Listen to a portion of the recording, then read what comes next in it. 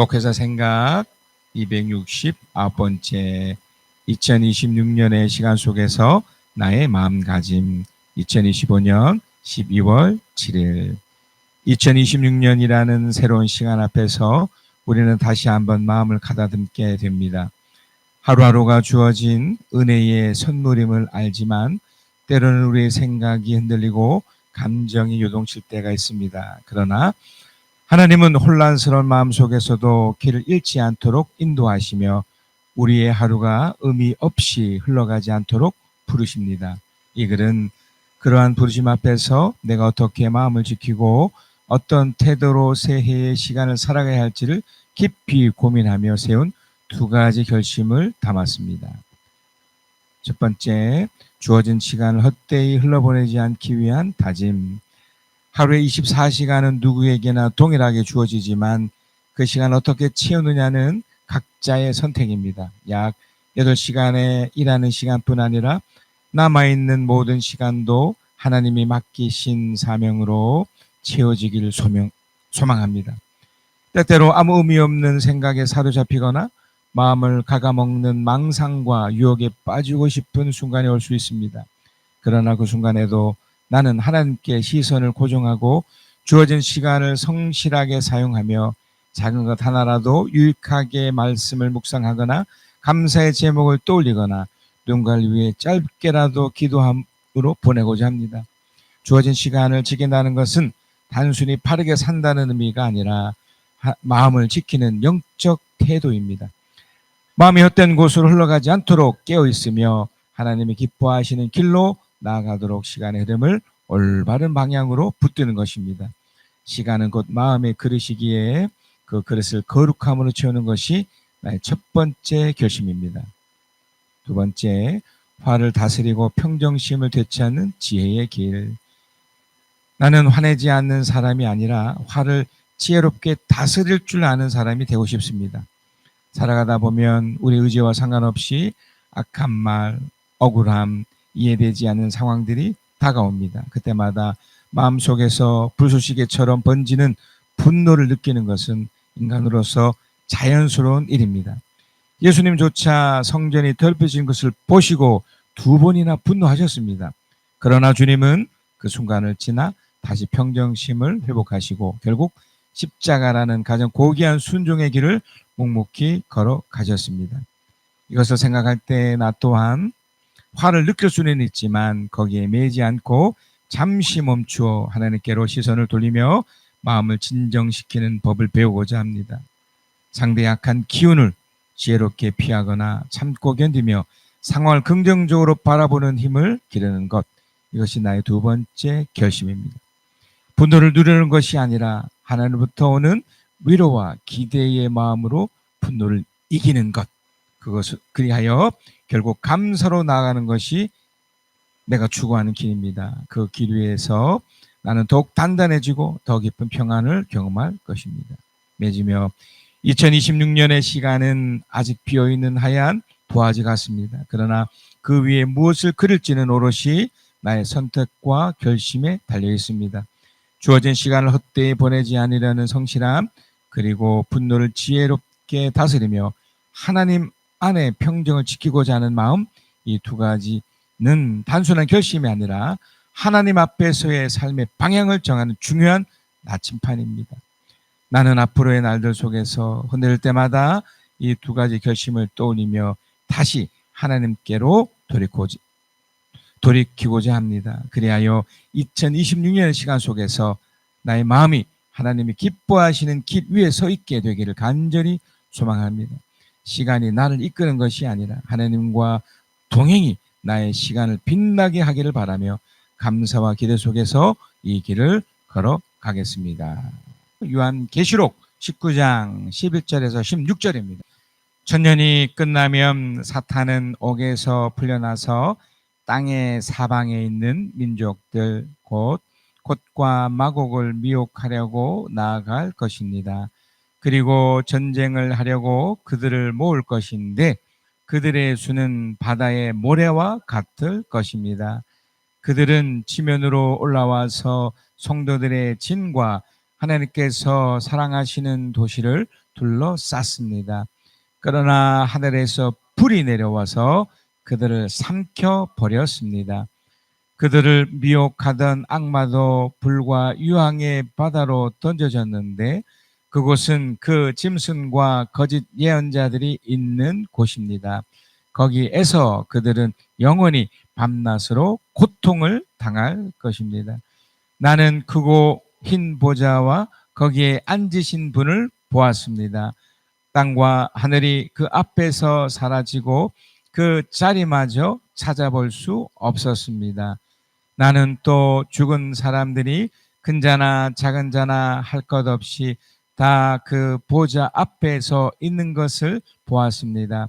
그리고 책들을 펴놓고 또 다른 책 하나를 펴 놓았는데 그것은 생명의 책이었습니다. 죽은 사람들은 그 책에 기록되어 있는 대로 자기들의 행위대로 심판을 받았습니다. 저는 계속해서 요한계시록을 좀 강의 중에 있습니다. 그 중에서 이제 마지막 그 부분을 지금 설명 중에 있는데 요한계시록 20장의 경우는 이제 하나님의 새하늘과 새 땅 전에 하나님의 심판의 어쩌면 정점과 같은 그 내용이에요. 그래서 이 내용을 이렇게 읽다 보면 좀 이렇게 낙담이 돼요. 와, 엄청난 것이 진행되고 있고 또 진행되겠구나. 그런 마음이 있어서 두려움도 있고요. 또 그것 때문에 나의 삶을 돌아보고 우리 성도의 삶을 돌아보면 야, 이게 감당이 될까? 네, 이런 높아심도 있습니다. 하여간 여러분 이 본문의 말씀을 잘 생각하셔서 우리가 어떻게 이 남은 인생을 가치고 보람되게 또 주님 앞에서 바로 살아야 될지를 잘 점검하시길 축복합니다. 요한계시록 20장 1절에서 3절입니다. 나는 또 한 천사가 아비소스의 열쇠와 큰 사슬을 손에 들고 하늘에서 내려오는 것을 보았습니다. 요한이 이제 그 막바지죠. 그러니까 하나님의 구원 전에 이렇게 펼쳐지는 것 속에서 심판의 어떤 정점을 보게 된 거예요. 네, 여러분 먼저 심판과 구원은 동시다발적으로 이루어집니다. 여러분 우리에게서 심판은 뭘까요?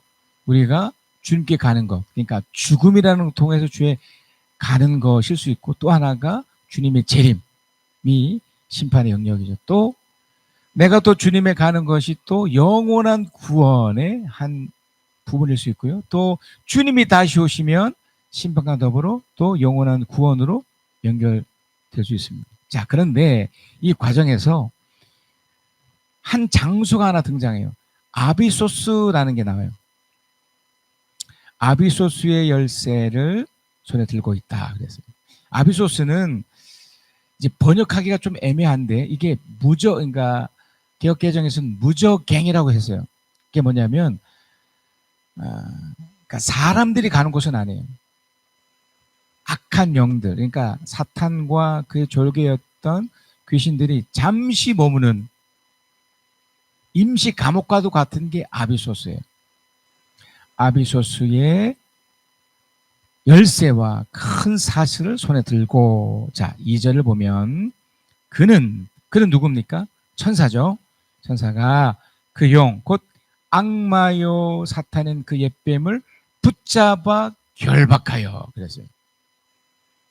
그러니까 아비소스가 하데스라고 일컬어지는 그 지옥과는 다릅니다. 그 개역개정에서는 아비소스라고 번역되지 않고 무조갱과 지옥 그 자체를 마련하는데, 그러니까 헷갈려 이렇게 얘기했지만 지금 이 상태는 붙잡아 결박했다는 것은 그들을 하나님이 아무것도 못하도록 막았다는 것이 아니에요. 결박이라는 것은 겉으로 드러나는 것은 마치 아무것도 못하게끔 하는 것처럼 보이지만 이게 사탄의 일정 부분을 제한시켰다는 걸 말해요. 그러니까 지금 이 시기에도, 그러니까 예수님의 초림과 더불어 예수님의 재림 그 중간에 있는 건데요. 그 시간 속에서 사탄이 여전히 활개칩니다. 그 증거가 뭐냐면 여러분의 그 마음속에 일어나는 분노, 화, 그리고 그 전에 있는 불평, 불만, 또 원망, 이런 부정적인 감정이나 그런 것들을 조장시켜 주는 거예요. 그걸 이렇게 불어넣는 거죠. 사탄이 또 그 하수인인 또 거짓 선지자들에 의해서 그것이 막 부추겨지는 거죠. 그것이 이루어지는데 여기서 결박이라는 건 뭐냐면 그걸 안 하게 하는 것이 아니라 한 영역이에요. 복음을 전하는 것을 이때만큼 주님이 막아주신 거예요. 그러니까 성부, 우리 주 예수 그리스도가 막아준 거예요. 다시 말하면 여러분이 이렇게 교회에 올 수 있고 또 신앙의 자유를 펼치게 하는 그 모든 것들, 각자가 예수 믿을 수 있는 것을 허락하셨다는 거예요. 그걸 지금 하나님 입장에서 그 옛뱀을 결박했다. 단 다른 모든 활동은 다 할 수 있어요. 복음을 받아들이고 못하게 하는 것은 만 막아놓으셨다는 거예요. 그래서 3절에 보면 아비소스에 던지고 닫은 다음에 그 위에 봉인을 하여 1000년 동안 가두어 두고 1000년이 끝날 때까지는 민족들을 미혹하지 못하게 하였습니다. 바로 이게 이 뜻이에요. 여기 1000년이라는 것은 우리는 문자적으로 해석하지 않습니다. 상징적으로 이 시간을 뭐냐면 예수님의 초림부터 예수님의 재림, 요 시간이에요. 그냥 그 횟수로 계산하면 지금 2025년이니까 예수님의 탄생을 기점으로 해서 그렇게 따진 그 교회력이니까요. 그러니까 이런 이제 2025년이나 되지만 1000년이라는 것을 상징적으로 이건 뭘 얘기하냐면 그 기간, 주님이 다시 올 때까지를 전 시간이 바로 요 시간이에요. 그리고 또 하나가 뭐냐면 하나님이 다루시는 시간이라는 뜻이에요. 1000년 동안이라는 뜻이. 근데 그걸 가두었다는 것은 제가 처음에 말씀드렸던 것처럼 그들이 활동하지 못하도록 가뒀다는 게 아니에요. 그러니까 이후에 한 번 더 보겠지만 약간 여지를 두면서 임시 감옥, 아비소스라는 임시 감옥에 그 부분만 못하게 딱 막은 거예요. 복음을 전하는 거. 여기 있죠. 미혹하지 못하게. 민족들을 미혹하지 못하게. 그러니까 복음을 전하는 것만큼은 막 위협을 가할 수 있지만 원천적으로 그렇게 하지 못하도록. 그러니까 목사인 제가 이렇게 설교를 전하고 여러분이 사랑하는 사람들에게 복음을 전할 때 이거를 못한다는 거예요. 자, 사탄은 그 뒤에 잠시 동안 풀려 나오게 되어 있습니다. 바로 이 부분이에요. 이게 굉장한 이제 난해한 구절이긴 한데 이게 우리 개혁주의 그 전통의 그런 해석법에 의하면 이건 이런 것이 있답니다. 마지막 시대, 그러니까 우리가 예수님의 재림 전에 그 시간을 살아가고 있잖아요. 이 시간 속에 복음을 전하지 못하도록, 그러니까 복음을 전할 수 있도록 주님이 사탄을 약간 묶어놨다고 그랬잖아요. 그 부분만큼. 그런데 요때 잠시 요때 1000년의 시간 속에서 그 잠시 그때만큼은 풀어준 거예요. 다시 말하면 복음도 듣지 못하도록 막는 거예요. 그러니까 여러분이 지금 두 가지를 지금 함께 영향받고 있는 거예요. 복음을 마음껏 믿을 수도 있고요. 또 복음을 마음껏 믿지 못하도록 막힘을 당할 수도 있고요. 이 두 가지 같이 있어요. 하나님 왜 이렇게 하셨을까요? 사탄이 여전히 이 영역 외에 다른 것을 막 활개치게 하면서 왜 잠시 동안 풀려나오게 하면서 이 기간 동안 폭발적으로 그들의 그런 위협과 유혹을 통해 복음을 받아들이지 못하게 또는 받아들이게 하면서 또 못하게 하는 이유가 뭘까? 그 이유는요, 최종 심판, 그러니까 하나님의 그 마지막, 우리 개인으로 봤었을 때는 그 죽음 앞에서 하나님의 하나님 되심을 드러내기 위해서예요.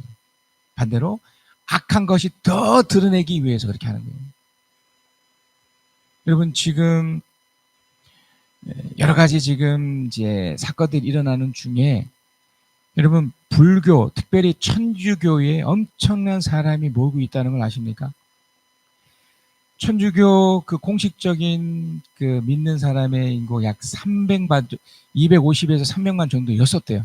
그런데 코로나를 기점으로 약 5, 6년 요 사이에 무려 600만이라는 사람이 믿게 됐대요. 불교도 마찬가지고. 근데 기독교 인구가 통계적으로 이미 저는 그 숫자를 믿지 않지만 거의 한 800만에서 한 600만 이하로 한 200만 정도가 믿지 않는다고 이렇게 해요. 교회를 가지 않는다고 그래요.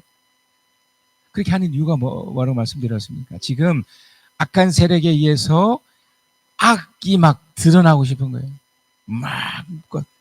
그래서 그 두 번째가 하나님 백성을 하나님 입장에서 최종적으로 구별하기 위해서예요. 그러니까 더 악한 세상에, 더 무시무시한 세상이 지금 진행되고 있습니다. 겉으로는 아무렇지 않은 것 같아도 뭔가 그 배후 세력인 하나님의 허락 속에서 그 사탄이 마음껏 활개치면서 더욱더 복음이 열려있는 것 같지만 또 강력하게 닫히도록 그 사탄이 지금 조종하고 있다는 거예요. 무서운 거죠. 그런 것들이 지금 진행이 되면서 요한은 이걸 보면서 어떤 느낌을 받았겠습니까? 이 광경을 미리 우리보다 2000년 전에 이걸 본 건데, 야, 이런 일들이 진행돼 앞으로 이걸 겪을 사람들, 물론 요한 당시 그 모습 속에도 그런 게 있었지만 앞으로 그것을 겪을 사람들은 뭘 느낄까요? 여러분도 신앙생활을 하고 계시고 있고 나름대로 기도도 하시고 마음껏 하지만 현실적 문제가 있지 않겠습니까? 저도 정말 마음이 막 무거울 정도의 현실 문제들이 있어요. 제 아이 문제, 또 어쨌든 저는 목사라는 직업 속에 여러분의 일정 부분, 모든 걸 책임질 수는 없지만 일정 부분 또 기도하면서 나갈 때 그런 부분이 있죠. 굉장한 두려움이 있습니다. 악은 더 강력하게 드러나고 옳고 그름이 사라진 이 시대 속에 이걸 어떻게 해야 될까? 그래서 요한은 우리들에게 이걸 어떻게 해결할 수 있을지, 또 그것이 어떻게 펼쳐질지를 그림으로 보여줍니다. 요한계시록 20장 4절에서 6절이에요. 우리는 이미 살아가고 있기 때문에 이 현실을 지금 부딪혀 있는 거지만 이미 이걸 경험한 사람들이 있어요. 그래서 이미 천국에 가 있는 사람들이 있거든요. 내가 또 보좌들을 보니 그 위에 사람들이 앉아 있는데 그들은 심판할 권세를 받은 사람들입니다. 그러니까 이미 죽음으로. 그러니까 주의 재림이 아직 임하지 않은 거니까 개인적으로 어떻게 보면 심판을 받은 거고 어떻게 보면 구원을 받은 사람들인데 그들이 지금 주님과 함께 있다는 거예요. 자, 이 사람들이 누구냐? 또 나는 예수의 증언과 하나님의 말씀 때문에 목이 베인 사람들의 영혼을 보았습니다. 우리는 아직 못 보죠. 아직 육체와 더불어 이렇게 영혼과 함께 이곳에 있으니까. 이제 이 사람들은 지금 육체는 이 땅 어딘가에 묻혀 있지만 영혼은 지금 어디 있습니까? 천국에 가 있는 거예요. 그러니까 아비소스가 있지 않는 천국, 우리가 생각하는 그곳에 있는 거예요. 그곳에 있으면서 뭘 하냐면 예수 그리스도가 함께 심판할 권세를 같이 누리고 있다는 겁니다. 자, 그러면서 그들은 그 짐승이나 그 짐승 우상에게 절하지 않고 그들의 이마에 손에 그 짐의 표를 받지 않은 사람들입니다. 그러니까 그들도 우리랑 똑같이 같은 걸 경험했어요. 죽음 앞에서 여전히 그들도 주의 재림도 기다렸지만 나이를 먹어가면서 삶의 현장 속에 수없이 많은 그 사탄의 또 그 귀신들의 또 그것에 사주받은 수많은 거짓 선지자들에 의해서 조종받고 위협받고 고통받으며 분명히 살았습니다. 그런데 여기 뭐라고 되어 있습니까? 때문에요. 때문에. 예수의 증언과 하나님의 말씀 때문에. 특별히 예수님 그 3년 동안 있을 때 예수를 믿으며 죽었던 사람들. 이전 사람들은 예수를 기대하면서 믿었던 사람들이라면 예수 그 당시에는 예수 눈에 보면서도 믿던 사람 많지 않았겠지만 그 사람도 있었을 거고 우리는 다시 오실 주님을 바라보며 믿는 거죠. 그러나 무엇이 있습니까? 어려움과 고통이 있는 거예요. 그래서 죽음까지도 당한 거예요. 그들은 살아나서, 여기 살아나서. 그러니까 우리가 예수를 믿게 되면 두 가지 현상이 생겨요. 하나는 죽었던 내 영혼이 깨어납니다. 육체는 언젠가는 죽게 돼 있지만 영혼이 먼저 깨어나요. 이걸 첫째 부활이라고 그래요. 그래서 이미 죽은 사람들은 이미 그 첫째 부활을 이미 경험한 상태에서 우리를 기다리고 있죠. 저 천국에서. 그 얘기를 하고 있는 겁니다. 그들은 살아나서 그리스도와 함께 1000년 동안 다스렸습니다. 1000년이라는 게 그런 상징적인 숫자라고 그랬죠. 1000년은 예수 그리스도의 초림과 예수 그리스도의 재림 그 사이에. 그러니까 우리 주님과 더불어 지금 왕노릇하는 이 성도들, 이미 죽은 성도들이 우리를 이렇게 지켜보고 있는 거예요. 우리 주님의 다스림 속에 그들도 같이 옆에서 우리를 위해서 또 중복이 되어주고 있는 거죠. 예수님, 성부 하나님, 성령님, 지금 남아있는 저 홍석봉이라는 저 친구, 또 울산 내성교회 그 아무개를 도와주세요. 힘을 주세요. 우리가 이미 그걸 겪어봐서 아는데 너무 힘듭니다. 주님이 도와주셔야 됩니다. 이렇게 중보기도 하며 함께 다스리고 있는 중에 있다는 거예요. 그래서 5절입니다. 그 나머지 죽은 사람들은, 이제 이 나머지 죽은 사람들이 영혼이 죽은 상태잖아요. 불신자들이죠. 하나님을 모르고 함부로 살았던 그 사람들, 그 나머지 죽은 사람들은 천년이 끝날까지 살아나지. 그러니까 첫째 부활도 없는 거죠. 영혼 그대로. 그러니까 하나님을 믿지 않고 죽은 영혼들은 또 어떻게 됩니까? 육체는 어떻게 됩니까? 땅으로 묻혀지고 그 영혼은 아비소스가 하지 않고 하데스, 바로 지옥으로 바로 가는 거예요. 지금은 그들은 지금 지옥에 있습니다. 그리고 그 영혼은 지옥에 있고 육체는 이 땅에 있죠. 그리고 둘째 부활, 그러니까 예수가 다시 오시면 이제 첫째 부활을 참여했던 그 천국에 있는 그 사람들도 또 지옥에 있는 그 영혼들도 다시 주님 재림 때 그 흙으로 있었던 그 육체가 다 부활돼요. 이게 둘째 부활인데 똑같이 부활돼요. 대신에 이쪽은 천국에서, 이쪽은 어디서요? 지옥에서. 이렇게 되는 겁니다. 그래서 그 나머지 죽은 사람들이 천년이 끝날 때까지 살아나지 못하였습니다. 이것이 첫째 부활입니다.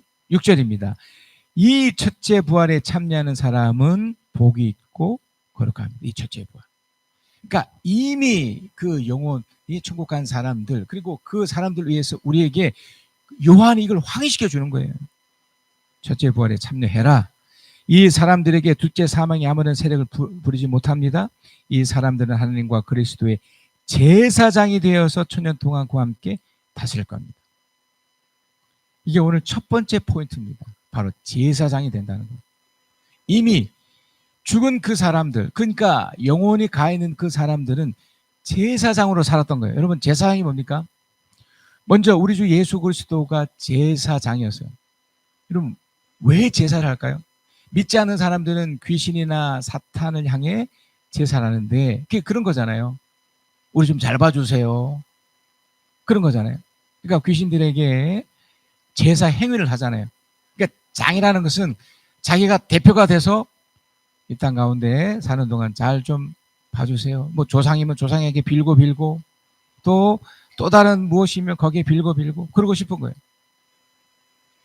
그 제사장에서 천년 동안 저 천국에서 다스리는데 또 한 가지 바로 살아남아 있는 우리들이에요. 우리들이 어떻게 될까요? 이게 첫 번째 포인트라는 거예요. 우리들도 똑같습니다. 우리는 지금 첫째 부활에 동참되어 있잖아요. 그러니까 우리 영혼은 깨어있어요. 깨어있어서 그 영혼이 하나님을 감각할 수 있어요. 하나님을 감각할 수 있다는 것은 하나님에 대한 이해가 있는 거예요. 두 가지가 있는데 하나는 죄에 대해서 감각이 돼요. 나 이러다가 혼날 수 있어. 이러다가 내가 심판받을 수 있어. 하나님을 경외하게 돼 있어요. 경외하게 돼 있다고. 그러니까 하나님을 모르는 사람 이 자체가 없는 거죠. 두려워하지 않아요. 하나님을 두려워하지 않아요. 어떤 세상적인 공포는 있을 수 있어도 하나님의 심판에 대한 두려움이 없죠. 그러니까 첫째 부활의 그 사람 우리들의 첫 번째로 제사장 역할은 바로 이거예요. 죄에 대한 민감성이 생기는 거예요. 그리고 이제 두 번째가 이 복음에 대해서 받아들여서, 제가 목회에서 생각을 썼던 것처럼 삶을 함부로 살지 않아요. 함부로 살지 않는다는 것은 허투루 살지 않는다는 거예요. 잘못된 동기와 잘못된 목적에 의해서 살지 않는 거예요. 어차피 우리는 이 세상이 전부가 아니라고 믿고 있기 때문에 이 세상 외에 하늘나라를 바라보며 무엇에 더 치중하고 집중하겠습니까? 우리의 신앙을 점검하는 거죠. 이게 더 가장 가치 있고 중요한 바로 이 복음이기 때문에 이것에 더 집중합니다. 어차피 이 세상의 삶은, 물론 이 세상의 삶도 최선을 다해 살아야 되지만 어떻게 보면 살기 위해 사는 거다. 그렇다면 저 천국의 삶은 차원이 다른 삶이잖아요. 그건 어떤 겁니까? 우리 주 예수 그리스도가 바로 제사장 역할을 했던 그거죠. 하나님, 나만큼은 이 땅 가운데도 잘 돼야겠고, 그래서 하나님을 두려워하면서 하나님 편에서 제대로 살아보겠습니다. 이 제대로 사는 게 또 뭘까요? 그리스도의 제사장답게 사는 그 세 번째가 바로 행복감 가운데 사는 거예요. 하나님으로부터 감동을 받으며 살아가는, 이게 이 세상을 이길 수 있는 유일한 방식이에요. 그러니까 첫째 부활을 경험하는 지금 우리의 사람들이 성도로서 왕노를 하기 위해서는 바로 이 세 가지, 특별히 이 세 번째 거, 하나님 편에서 누릴 수 있는 이것을 누리면서 이 땅을 살아내야만 되는 거죠. 자, 이렇게 되면 크게 두 가지 일이 발생합니다. 첫 번째는 계시록 20장 7절에서 10절입니다. 바로 사탄의 패망이에요. 그냥 끝나서 끝나는 것이 아니라 하나님의 그 천년이라는 시간, 주님의 재림 전에는 일어나지 않겠지만 그때 펼쳐지는, 천년이 끝나면, 우리 주님의 재림이 오면 그 뜻이에요. 사탄은 옥에서 풀려요. 이 옥이라는 게 바로 아비소스예요. 복음을 처음에는 전할 수 있도록 이렇게 주님이 제안했다가 잠시 풀려졌어요. 그러니까 복음까지도 전하지 못하도록 확 막는 그 시간대. 그러니까 절대적으로 악해지는 거죠. 엄청나게 발악을 하고 요때입니다. 풀려나서 땅의 사망에 있는 민족들 곧 곡과 마곡을 미혹하려고 나갈 것입니다. 그러니까 어쩌면 지금이 이런 시기라면, 이런 시기. 예수 믿는 사람이 이제 귀한 시대가 와요. 제대로 믿는 사람이 귀한 시대가 와요. 그 중에 여러분이 있어서 정말 감사하지만 여러분도 그런 유혹과 위협 앞에 잘 견뎌내셔야 되는데 쉽지 않습니다. 여기 있지 않습니까? 그들을 모을 것인데 그들의 수는 바다의 모래와 같을 것입니다. 자, 바로 9절입니다. 우리 9절 한번 읽겠습니다. 시작. 그들은 지면으로 올라와서 성도들의 진과 하나님께서 사랑하시는 도시를 둘러쌌습니다. 그러나 하늘에서 불이 내려와서 그들을 삼켜 버렸습니다. 이건 우리가 아직 경험하지 않았어요. 앞으로 언젠가는 경험하겠죠. 그러나 우리가 죽음으로 가기 전에 경험하지 못할 수 있어요. 우리 하나님이 직접 이걸 하실 텐데, 여기서 중요한 게 뭐냐면 도시를 둘러쌌다고 그랬어요. 한번 해보자. 강력한 도전이 있습니다. 여러분, 이 무시무시한 도전이 어떤 우리가 생각하는 어떤 정치적인, 경제적인, 어떤 종교적인 전쟁이라고 생각하시면 안 돼요. 물론 그런 일부가 하나님의 전조로 보여줄 수는 있습니다. 상태의 폐악이라든지 그런 일들이 일어나, 우리나라에 있었던 작년에 있었던 12월 3일 그 계엄 같은 거, 또 40년 전에 그 전두환 정부가 일으켰던 그런 것들, 계엄, 다 어떤 전조죠. 그러나 실제적인 것은 뭐냐면 바로 복음을 받아들이는 사람들을 향한 바로 영적 전쟁이에요. 둘러쌌다는 것은 그만큼 강력하게 내가 복음을 믿지 못하도록, 그래서 우리들에게 끊임없이 근심과 걱정을 가장 가까이 있는 사람으로부터 연결시켜줘요. 그래서 성경에 우리 주님이 말씀하시기를 자식이 부모를, 부모가 자식을, 또 며느리와 부모가 또 자식끼리, 부모끼리 싸운다고 그랬어요. 분열을 하러 왔다고 그랬어요. 바로 이것 때문에 그래요. 하나님을 제대로 믿는 사람과 믿지 않은 사람들을 이들이 해집고 나가면서 강력하게 도전해요. 근데 이것 때문에, 이것으로 이제 끝이 날 수 있어요. 우리도 주님이 다시 오기 전까지. 근데 결국은 뭡니까? 하늘에서 불이 내려와 그들을 삼켜버렸습니다. 결국은 끝이 나요. 결국은 악은 악으로 끝이 나니까요. 우리가 아직 그 결말을 아직 일어나지 않으니까 잘 모르지만 우리 개인의 삶 속에서도 똑같습니다. 언젠가는 주님께 서서 심판대 앞에 설 때가 오지 않습니까? 그래서 여러분, 요한계시록 20장 11절 15절이 크라이막스예요.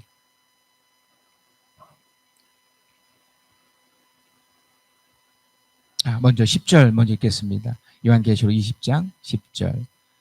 그들은 미혹하던 악마도 불과 영을 바다로 던져졌는데 그것은 그 짐승과 거짓 예언자들이 있는 곳입니다. 거기서 그는 영원히 밤낮으로 고통을 당할 것입니다. 그들은 고통을 당해본 적이 없어요. 고통을 몰라요. 오직 복음을 경험한 우리들만 그 고통을 알아요. 세상은 고통이 없어요. 그냥 포장만 했죠. 아픈 척, 힘든 척. 고통이, 진짜 고통은 복음 때문에 우리가 겪는 거예요. 근심, 걱정, 불안 이런 것이 다 그들 속에 있는 것 같이 보여도 실제 우리 속에 있는 거예요. 그것을 그들이 당하게 하시는 거예요. 시간이 지나서. 결국 요한계시록 20장 11, 15절입니다. 나는 이 요한이 아주 중요한 것을 보게 돼요. 우리에게도 진짜 위로가 되는 이걸 우리도 같이 보게 되는 겁니다. 나는 크고 흰 보좌와 거기 앉으신 분을 보았습니다. 우리 주 예수 그리스도죠. 땅과 하늘이 그 앞에서 사라지고 그 자리마저 찾아볼 수 없었습니다. 우리는 이걸 믿으며 가는 거예요. 결국 언젠가 우리가 주님 바로 그 보좌를 만날 그때가 오든지, 우리 살아있는 여태 주님이 다시 오셔서 보좌로 당신의 재림 가운데 그걸 드러내게 하실런지, 중요한 건 이겁니다. 나는 또 죽을 사람들이 큰 자나 작은 자나 할 것 없이 다 그 보좌 앞에 서 있는 것을 또 보았어요. 또 본 거예요. 놀랍죠. 그리고 책들을 펴놓고 또 다른 책 하나를 펴놓았는데 그것은 생명의 책입니다. 죽은 사람은 그 책에 기록되어 있는 대로 자기들의 행위대로 심판을 받았습니다. 13절. 바다가 그 속에 있는 죽은 사람들 내놓고 사망과 지옥, 이게 하데스예요. 지옥의 지옥. 아비소스가 아니에요. 그 속에 있는 죽은 사람들 내놓았습니다. 그들은 각각 자기들의 행위대로 심판을 받았습니다. 14절. 그리고 사망과 지옥이 불바다에 던져졌습니다. 그 불바다는 둘째 사망입니다. 15절. 이 생명책에 기록되지 않는 사람은 누구나 다 불바다에 던져졌습니다. 생명책에 기록되는지 기록되지 않는지. 하나님이 감시자가 돼서 네가 뭘 하는지 다 보자 하고 다 기록을 하고 있으셨던 거예요. 근데 그 기록을 통해 뭘 확인할 수 있느냐면, 여러분의 물론 부정적인 것도 있죠.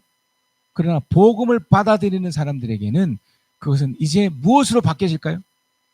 여러분이 힘들어서 이렇게 고통받은 그 모든 것들이 회복이 되는 거예요. 다 기록. 홍석봉이라는 이 친구가 언제 어느 때 이것 때문에 너무 힘들어하고 있었어. 너무 고통받고 있었어. 누구 때문에 또 누구 때문에 또 억울한 일 당해서. 근데 나는 이곳에서 못하고 있습니까? 나의 행위는 뭡니까? 복음 때문에 이걸 어떻게 합니까? 참는 거예요. 견는 거예요. 여전히 화가 있고 여전히 분노가 있지만 그걸 참아내는 거예요. 무엇으로? 주님께 올려드리고 기다리는 거죠. 주님이 악은 악으로 심판하실 줄 믿고 내가 참아내는 겁니다. 그랬을 때 하나님 바로 그걸 기록해 놓으시는 거예요. 이 친구는 잘 견뎠어. 잘 이겨냈어. 나를 생각해 주며 견뎌냈어. 그겁니다. 여러분, 우리는 지금 하늘 가는 길을 가고 있습니다. 지금 우리 내 앞에 있습니다. 슬픈 일이 많지 않습니까? 2025년 생각해도 정말 많은 일이 있었습니다. 여러분 정말 고생하고 계시잖아요. 저번 주간에 그 또 다른 일터에서 일을 하는데 새벽부터 밤늦게까지 정말 고생했습니다. 이런 생각도 해요. 내가 뭘 위해서 돈 이 몇 푼 벌겠다고, 이게 내가 무슨 짓을 하고 있는 거야? 하지만 생명책에 기록될 걸 내가 기억하기 때문에 참았던 거죠. 못된 마음이 아니라, 하나님 제가 견디겠습니다. 하나님 그걸 다 보상하실 것이잖아요. 내가 우리 주님 때문에 내가 참겠습니다. 나에게 힘들게 하는 사람, 어렵게 만드는 사람, 속의 근심 밖의 걱정 늘 시험하여도 한 가지를 또 기억하는 거죠. 그래, 나 같은 존재도 우리 주 예수 그리스도가 나의 그 첫째 부활, 내 영혼의 부활을 위해서 당신이 죽어주셨는데 가지껏 참아보지 뭐, 견뎌보지 뭐. 나는 부족하여도 영접하실 거니까. 아버지 영광 집에 그래도 하나님 정말 쉬고 싶습니다. 이거 더 하고 싶지 않아요. 이 길 너무너무 힘듭니다. 정말 이 신경 쓰고 싶지 않은데 그러나 견디겠습니다. 주의 공로 의지해서 항상 어찌됐든 이겨보도록 하겠습니다. 도망 안 가겠습니다. 포기하지 않겠습니다. 제가 저에게 맡긴 우리 성도들, 제가 포기하지 않겠습니다. 저에게 혈육으로 맡긴 내 자식 포기하지 않겠습니다. 우리 권사님들, 우리 장로님, 우리 소중한 그 한 명 식구까지 견디겠습니다. 참겠습니다. 견디겠습니다. 여러분 어떠십니까? 이게 진짜 승리입니다. 이게 진짜 하나님의 사람의 이 땅 가운데 우리가 버틸 수 있는 유일한 방식이고요. 결국 우리가 죽음으로 간 날 또는 주님이 재림하신 날 저를 영접해 줄 거예요. 이미 천국에서 왕노릇 하고 있는 그들과 더불어 우리도 왕노릇하며 누리게 될 겁니다. 우리 결단하겠습니다. 하나님은 때로 성도들이 사탄의 시험을 겪도록 허락하시지만 참된 성도는 이 땅에서 하나님의 제사장으로서 바른 삶을 살며 참된 행복과 인격을 이루어 하늘나라를 소망하며 살아갑니다. 예수 사랑하심을 성경에서 배웠네. 우리들은 약하나 예수 권세 많도다. 나를 사랑하시고 나의 죄를 다 하늘 문을 여시고 들어가게 하시네. 내가 연약한수록 더욱 귀히 여기사 높은 보좌 위에서 낮은 나를 보시네. 세상 사는 동안에 나와 함께 하시고 세상 떠나가는 날 천국 가게 하소서. 날 사랑하신 날 사랑하신 날 사랑하신 성령이 쓰였네. 하늘나는 밝은 일 내 앞에 있으니 슬픈 일을 많이 보고 늘 고생하여도 하늘 영광 밝으니 허은 그늘에